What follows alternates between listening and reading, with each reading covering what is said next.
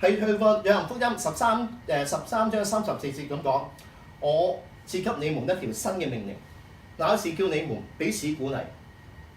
我怎樣愛你們，你們也要怎樣相愛。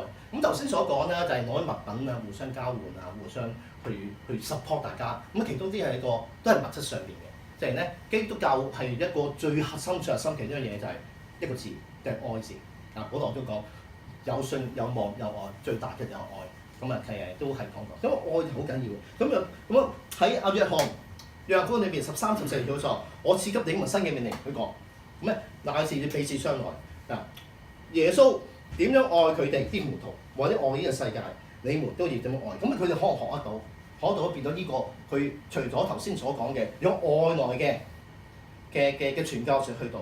咁亦都有大英帝國去到，佢哋亦都喺文化上邊咧係好非常之適合佢呢個發展。當然佢哋呢啲當時信咗主咁未信主嘅，亦都好大家做事好團結，好肯攞啲嘢出嚟，唔單止唔單攞錢出嚟，仲攞埋個心出嚟，佢彼此相愛，所以佢呢個地方就發展得好好。咁啊當然啦，喺呢個普遍嚟講咧。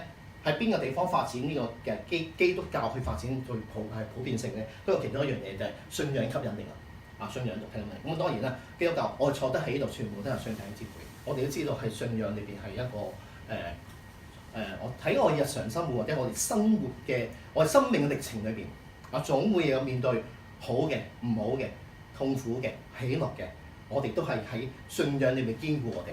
當然啦，信仰背後就係我哋嘅耶穌基督堅固我哋。咁呢4點裏邊咧，其實咧都係想做我第一就係、重複喺歷史上面咧，佢係有外來帶傳教士，外來嘅傳教士去到呢個地方去傳教經驗係經過喺歷史上面嘅宗教，即係佢國家上面曾經俾大英帝國統治過，令到佢更加同化。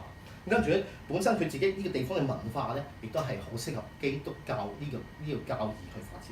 仲有咧喺社會嗰個層面咧，嚟講咧，亦都係或者喺佢嗰個國家即係政府裏邊咧，亦都好支持呢個去推動。最後咧，大家佢當地人民亦都知道呢個信仰係我哋需要，即係我哋大家呢個信仰係我哋需要。無時無刻我哋遇到乜嘢，我哋講翻我哋嘅主。咁最後話總結翻，咁就係呢個弟兄姊妹，但係呢個斐濟咧點解咁成功咧？我都希望借今日咧，即係講到呢樣嘢咧，希望大家係感受到。正如我哋呢個團契從即係有起有落之後咧，慢慢我哋呢度你見有阿 Christina 就帶住之後咧，開始慢慢配合一個好開心。我今日嚟到度，我講完㗎就好開心，見到今日嚟到呢一度咧，我都係第一次嚟到，同之前係見到係開始成長。咁嚟緊咧，我唔知阿 Christina 今年有咩大計啦？如果我願望咧就係繼續一個好嘅地方，同埋弟兄姊妹繼續增長啦，好唔好啊？大家俾啲掌聲，我哋係上帝我哋係好啊！